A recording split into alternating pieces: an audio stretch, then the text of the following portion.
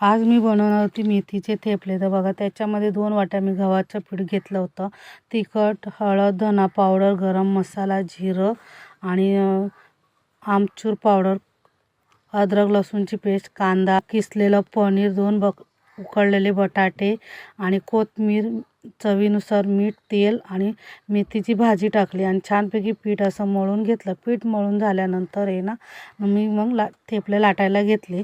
थेपले लाटून झाल्यानंतर आहे ना त्याच्यामध्ये मग बघा तव्यावरती तेल पण टाकलं। तेल टाकल्यानंतर मेथीचे जे थेपले लाटलेले होते ना ते सुद्धा त्याच्यात टाकून दिलं आणि दोन्ही साईडनं मस्त असं शेकून घेतलं।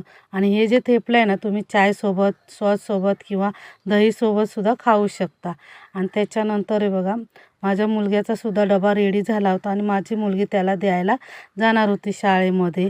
आणि आजचा ब्लॉग इथे संपला। Bye bye. या मग सगळ्यांनी थेपले खायला।